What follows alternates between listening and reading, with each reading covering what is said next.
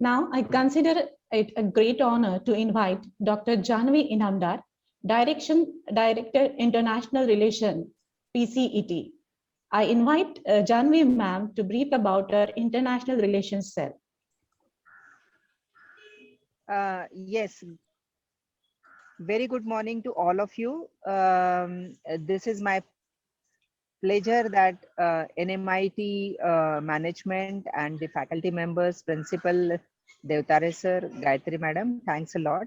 Um, Actually, in my teaching career of 32 years, I got this chance before 16 years or so to interact with the Erasmus Mundus program. I was a part of that and I took training on PBL, project based learning. So that time I could uh, interact with the people from Europe, the universities, and then this connection, these connections could rise up to a lot of universities came in contact since uh, so many number of years. Now, after joining Pimpri Chinswad Education Trust and NM Trust also, NMVP Trust, actually we started collaborating with foreign universities abroad in USA, in UK, Russia, Ukraine, and Italy, and so many. So in all, there are 24 universities which have signed MOU with PCT and NM, and I am very happy that after this COVID period, we are now set to send our students for summer school program of 1 month. So for this one month, uh, all the branches of in engineering, management, architecture, they will be going for one month to do a research project under foreign university professor.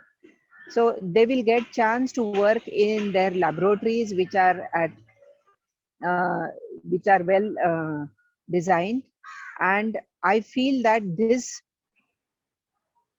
opportunity to go to Europe, US, UK is the great thing in a student life at least.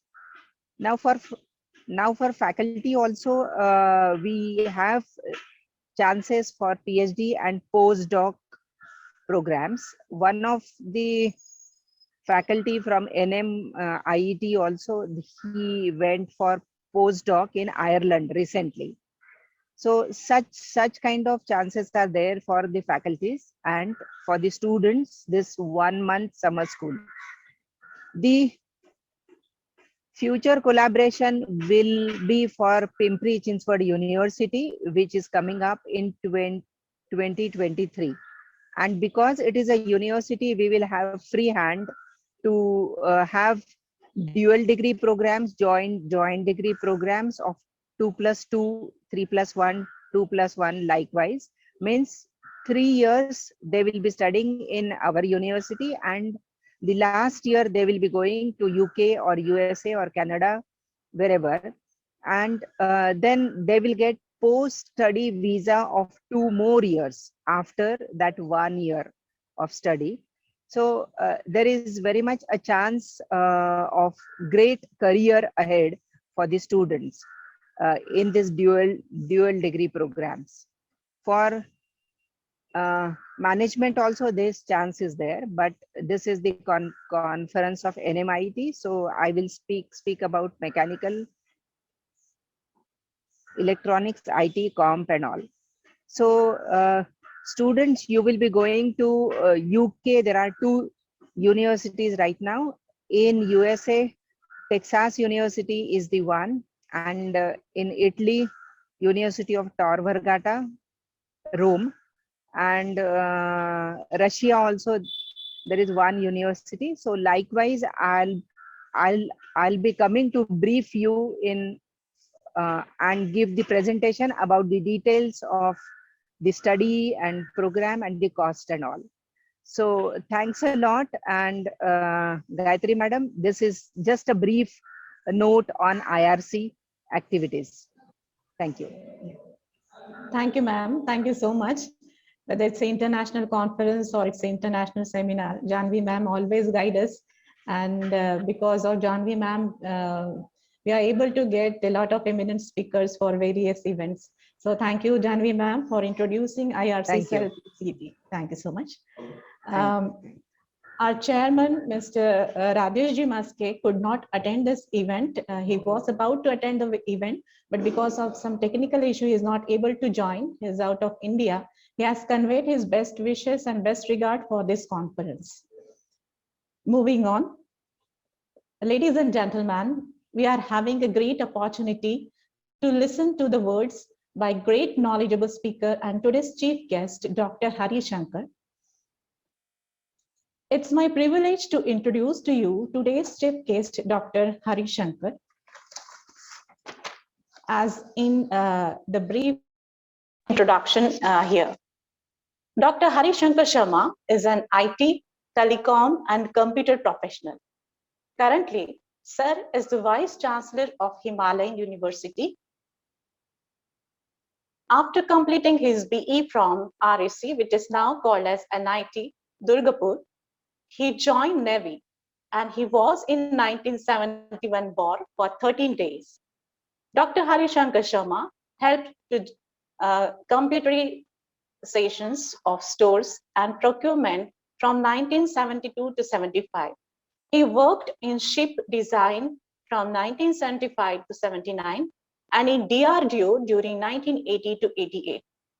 He designed Computerized Action Information Center, CAIO, and data bus for the first Indian built frigate and mentioned more than 50 EW projects in DRDO. Later, Sir joined TCIL as general manager and he became president TCIL, Bell South Limited, MD Intelligent Communication System India Limited, director TCIL ITC, and advisor in Dutch telecom consultancy in Holland. Sir did many computer projects in more than 20 countries of the 5 continents and then entered in the field of education as professor in JJSIPU. As a director and DG, he was instrumental in setting up more than half dozen colleges in Ghaziabad. He had set up 4 private limited companies and written more than 60 books and 200 papers articles. Past president and DF IETE, Dr. Sharma is a life member of CSI and IEI. He is awarded with Eminent Engineer Award by Ghaziabad Center of CSI and IEI. He did Naval Electrical Specialization from INS Valsura, PJSB MIA from DGR, MSc from Madras University, ALCCS MTech in CS from IIT and PhD from IIT Delhi for his work, A View of Mind. He has submitted thesis for DSc in the area of human re-engineering and also a thesis for DLIT in the area of impact of yoga on personality items. Both approved for award of certificates.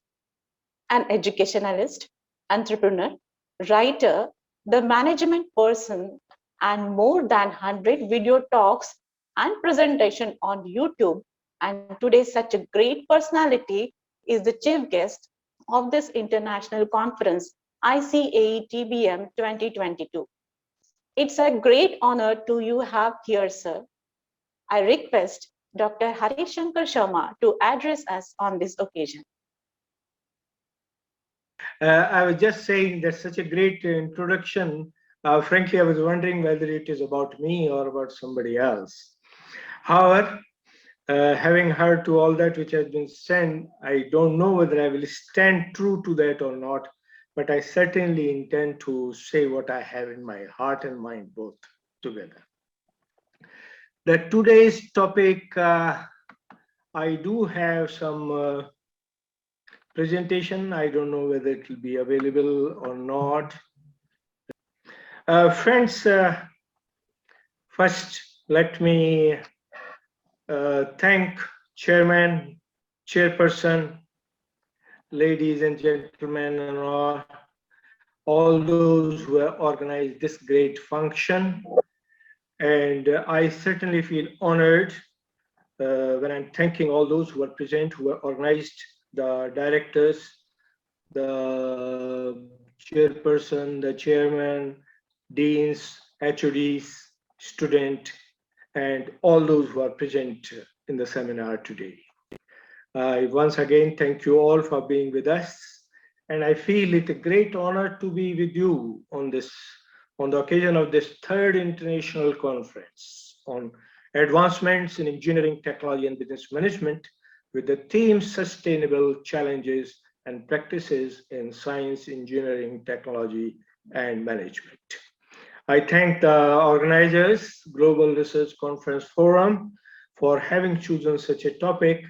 And I would like to take a line little apart from the traditional. I've seen your schedule of programs, and I find they are very great speakers in various areas of science, technology, particularly IT and other engineering branches, and even in management. Therefore, I'm planning to take my discussion to a level slightly different from this, but directly impacting all this. Ladies and gentlemen, if you look at the world today, frankly speaking, yesterday night when I just got this word, I was wondering, have we not developed ourselves into a crisis machine? We seem to have developed the art and science of doing everything wrong at the wrong time. Corona has not yet gone. The clouds of world war are hanging all over the mankind. In this environment, if we look at it, science, engineering, technology, management, have we not become tools in the hands of the people who are fighting for something which probably we don't even know or appreciate? Why all this? Basically, we all say that ego is a great force behind mankind, both for development and destruction. And it is this part, I think, which is important to recognize, that this greed, hunger, name, fame, power, etc., for which all are fighting, right? In fact, I'm quite sure most people understand that Corona itself was a gift of this hunger. It was one great business model developed on a virus, thinking world will absorb it and we will make the money. And this is what happened ultimately. However, we will not go into it. If somebody asks, we can certainly touch upon it. The point I'm coming is engineering, technology, and management. These are tools of material world, the world in which we live today. Science, engineering, technology have given us the best, to the extent that today scientists who earlier used to say that Big Bang is the only origin, now are asking question, why Big Bang and what was before Big Bang and who started Big Bang? So point is, it is this strength of science and technology which has given our scientists and engineers capability to look beyond the visible and the normal. It is this aspect which I think we need to understand.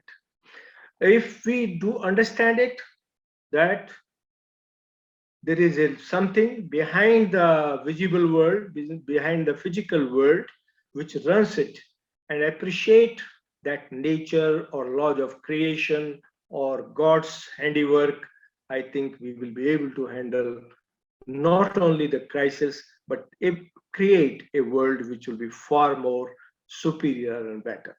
And that, I think, for sustainable advancements, the challenges are to know and understand the role of levels of existence beyond what is visible, known as the physical and subtle part of it. So I'm going to discuss with you the various topics. I do not know how much time I have, but you can always tell me and I will manage within that, right? The issues are very simple, apart from the background, basically the origin, development, why good and evil in the world, which is running all our lives, and what is that fourth level which probably can help us and how we can get over it, right? As I started, our world is actually the world of material world, which is basically science, engineering, and technology. Management is acting as a tool of managing all, and that's what is taking forward. But the point which I want to highlight and bring out to this enlightened community, particularly, I just recall when Madam was briefing our children or student going to overseas institutions for studies and to work. That world, the Western world, is a hardcore material world. India is a soft world, the world of spirituality, the force behind science and technology. And I think I would like all our students to understand this part, that material can exist only when it respects the laws of nature. We all talk of climate change, we all talk of the crisis around us, pandemics and whatnot, but we do not ask why all this has happened and what can stop all this from in future from happening. I read few days back Bill Gates saying we have a formula so that future pandemics do not happen, but very next day he himself said we need to do something about it, otherwise pandemics can repeat. The question is, science, technology, the material existence alone cannot handle the laws of nature fully, and we need to understand the force behind all that which is created this universe, this creation, and what are those rules. Therefore, to understand this, we need to go back beyond the physical to the world of subtle, causal, and supercausal, which Indian philosophy teaches everyone. Here is a diagram which is given, which actually shows left side is the Big Bang. And the question which is being raised by scientists now is, what was before Big Bang? And Indian philosophy has had the answer from very beginning. Big Bang was an event which happened when Shiva separated from Shakti. But before that, the Sadashiv, before that, the Brahma Chaitanya or silence was the existence already much before the creation started. Science needs to go back into it. That's the first part. The second part is in the diagram, if you see, there's a portion in between. The science knows brain. Science knows everything in terms of what senses say. But who drives the senses? Who drives the brain? What makes the human being or a living organism work like an organism, which is known as the brain-mind system? Science fully does not want to accept the existence of mind as we accept software or operating system behind a computer. The second point important is when this Big Bang took place, two things happened. The state of Big Bang was initially like a gondoli, the light and darkness mixed. But after Big Bang, the light and darkness separated. We talk of the dark matter, we talk of the energy, we talk of everything, but we do not want to recognize that light was the divinity and darkness was the evil as we understand as human beings. And this is present in everything in the creation. Therefore, when a scientist created the first atom explosion to use it for energy, another scientist made an atom bomb out of it. That means the one event which led to a good part led to the bad part side by side. Every development in the human world can be used for the good and can be used for the bad. Pandemic is an latest example where the virus was being created for some other purpose, but got used for some other purpose. Therefore, before we go into the advancements in engineering technology, to make existence sustainable, we need to understand that there is goodness and evil present in every aspect of creation. Let us look at the next part. Basically, the science technology, as we have been discussing, mostly relate to materials, processes, products, etc. Today, we are developing smart materials for robotic devices. The skin, the bones, the eyes, the kidney, liver, everything can be developed in the lab and is being developed and soon will be marketed also in the open world. But important point to understand is that while we have developed tools, while we have developed tools to handle things like CRISPR to handle the gene modification, we also need tools for handling the outcomes if they are going in the negative side. There are a lot of rooms in the management today in terms of BPR, HRE, etc., which were there. But HRE, I'll take one point on HRE, human re-engineering. Managers look at it as re-engineering process, development processes for HR, whereas the engineering looks at it as processes for making human body and its functions better and smarter. So same thing can be used for two different purposes. It is this aspect we must understand, that if we want the world to be sustainable, the first challenge in front of us is to understand the forces which are not visible, but which control the physical existence, and subtle. Subtle means those management students know about it. There is an IQ, there is an EQ, and there is also a wisdom thereafter. This wisdom part comes from those invisible parts in the human existence, which we need to understand fast. This is a diagram of origin evolution. I just kept it because it was there to those engineering management students, that science and everything begins from Big Bang, but there is something before the Big Bang, that is silence, and only the matter and living beings evolved thereafter. We need to understand in between all this, there is something called levels of existence, which we need to recognize. There are two diagrams here. The top one shows from silence to the desire for action, Big Bang, and separation of light and darkness, or good and evil. But what is down below are the levels of existence. We live at physical level as human beings, or all that which exists on earth. But within us inside, there is a subtle form, which is basically mind, intellect, and soft senses, which make our eyes work, ears work, nose work, etc., etc.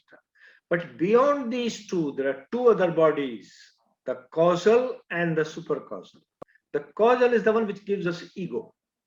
Causal is the one which gives us the capability to sense, feel, etc., which is known as consciousness, which science still fully does not recognize. And there is also a life force which is given by nature. But there is a fourth body known as the supercausal, which every Indian knows: Atma, Paramatma, and Prakriti. These are forces, eternal forces, which exist in everything.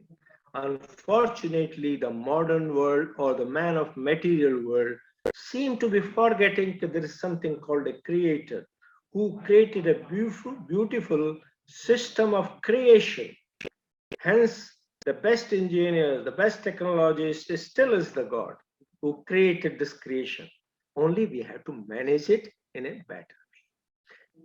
With this as a background, we go forward. Let us look at some of these aspects, that how our engineering technology student can use these causal, supercausal aspects in the real life. If you see in the diagram here, there is an instrument shown on the left side known as the Kundalini instrument in the human being, which is basically the nervous system. Sympathetic, left sympathetic, right sympathetic, and parasympathetic, which we in our yogic language call Ida Pingala Sushumna. this instrument actually is the instrument of energy where signals flow in the form of electrochemical transmitters, but they all radiate. And this radiation is the one which, when we do it in the material world, we are creating electronic equipment like our mobile phone and this computer. But when it is used within living systems, it leads to telepathy. If you see that there is a figure here, which is shown as telepathy, and there below that are the aspects of the nadis and chakras or plexuses, which actually carry the signal. The two major aspects which evolved from the human body only, one is local area network and second is the wide area network. Local area network, those our IT friends all know, has three buses: your data bus, control bus, and address bus. Human being also has got three nerves: Ida, Pingala, Sushumna. One carries the signal to the brain, second carries the signal from the brain, and third balances between the two. This is similar to the local area network. In the local area network, you have a sink, and in the human body, we have a Mooladhara. In the wide area network, we have a gateway or for global connectivity, and in the human body, we have the sestrar, which acts like a gateway. Therefore, the instrument of telepathy is based on what science sees as today as the local and wide area network. This now important point which I'm trying to hint at is that this telepathy understanding, which is shown in the diagram here, has been used from Kerala to France for conducting telepathy through the internet, and signals were understood on both sides. But more important, we need to make it more versatile for mobile systems, for wireless systems, and emulate the capabilities of human system into the artificial systems using AI to make these as intelligent mobile or wireless local and wide area networks. The second aspect is recently we had pandemic and everybody was running around with the tools for improving the immunity. The same Kundalini instrument in human being is also the instrument of immunity. The plexuses, which are known as chakras, and nadis, which are known basically as the nerves, carry the signals. But there is a hidden element known as the Kundalini, the life force, the energy which created life in the human being is actually the giver or master of immunity. If we can emulate this into the laboratory, we can create devices which will provide immunity through artificial means at the places or to the beings who are weak in the systems. Coming forward, now we are talking of development. Our current today's seminar or this international conference is basically addressed towards advancements. Advancement means developments. Developments are basically a change of state which is good for quality of existence. But will we consider the atom bomb good for the quality of existence, or deterrence only, which today we can see in the Ukraine-Russia border already in action? World War II, probably many of us did not know about it, but this is here now in front of us. Therefore, development can be both positive and negative. Positive, negative, as I mentioned earlier, and you can see in the diagram below from the dark circle and white circle, that these are part of nature. They are given to us, but we have the freedom to use it. Therefore, human beings or scientists or engineers, managers need to understand these forces of nature and use these in our development activities for materials, methods, tools, etc. Information technology now is already exploiting. I recall the days when AI has reached the end. People only knew how to search and nothing beyond. But today, AI is breaking new grounds and literally driving every field of engineering, science, and technology for developments into that. This part needs to be understood and emulated into the laboratories by our young scientists and engineers to provide world sustainable models of existence. This is this particular thing, I mean, the things which I mentioned, the lab, there are organs being made in the lab, as can be seen in the diagram here. There are artificial. This was the telepathy experiment conducted between France and Kerala. And these are the limbs and things which were already being done. But more important is developing an artificial human being, a being made of material components, but to behave like a human being. Today we have brain chips, we have skin-like human sensing, we have ear, nose, kidney, liver, all that has been developed in the lab. But all these now need to be integrated like a human being, and which is possible only if we can understand the forces of causal and supercausal and translate those into the laboratory environment for using for our advancements and developments for the future. The tool for this is the fourth level of existence, which actually provides spirituality. Science and religion are already two living forces which are driving the modern world. We know what science does, and we also know what religion is doing. These are both practices, but the knowledge, the true knowledge behind science and true knowledge behind religion is actually the spirituality. Spirituality means the rules of nature, the rules of existence, how God created and why God created. If we can understand all this, go into a phase where we get enlightened, our people are enlightened, our students are enlightened, which can come through self-realization, and by understanding we are created with a purpose. Know that purpose and translate it into the laboratory, into the artificial systems. We will have a world which is sustainable, and that's the real challenge for us to sustain the world in future. This we have already discussed, so I'm not going into it. Therefore, the role of science and spirituality. Science has given us material development, but we need spirituality to make it sustainable for human survival. That is the key. I'm not going into too many details because I can see already I have taken sufficient time. Hello.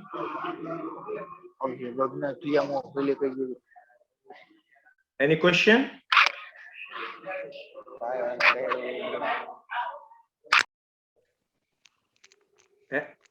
Okay, so we looked into it. This is the second part, which was saying that brain-mind system can be emulated in the laboratory, but missing element, the consciousness, is not yet understood even by doctors properly.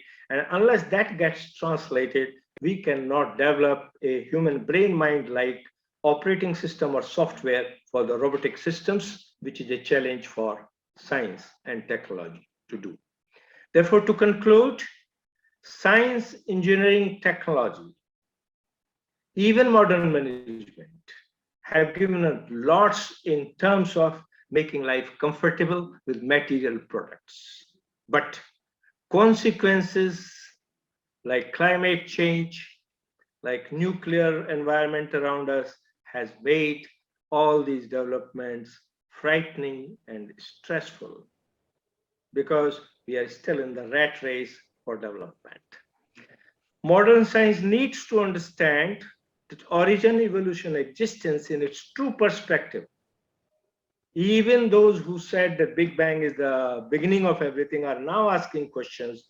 Therefore, scientists need to ask questions that what can be done to make the developments sustainable for survival of mankind. The need is to understand the self, to understand the role of mind, wisdom, etc., and use this understanding for developing sustainable models of material existence. Indian philosophy, with its fundamental truth, know thyself, provides plenty of room and pathways for understanding the nature and supercausal, but we need to take it forward and translate into our world of science, engineering, technology, and enlightened management. Management is also need to be enlightened. I find that most of our management studies is stress on competition, but I think there is more need for cooperation than competition for survival of mankind. Therefore, to sum up, science technology have given us very great material existence, lots to feel happy about and enjoy the life, but it has also side by side precipitated situations like climate change, pandemic, and likely threats which are coming. Therefore, the need now is to bring spirituality into science, understand the role of spirituality, integrate it with our scientific development, and develop new models of existence for survival of mankind. Thank you very much. Thank you very much. Thank you. Thank you very much, sir. Thank you, sir. Thank you so much for your words of knowledge and wisdom. Separation of light and darkness, good and evil. The best engineer, the creator of this universe. And all the topics you covered have really related the basic science, engineering, technology with the gift that we have received from the creator of this universe. Thank you so much, sir, for your presence and sharing this valuable topics, which was really encouraging and learning something new for all this engineering and management delegates. Thank you, sir. Thank you very much. God bless you all.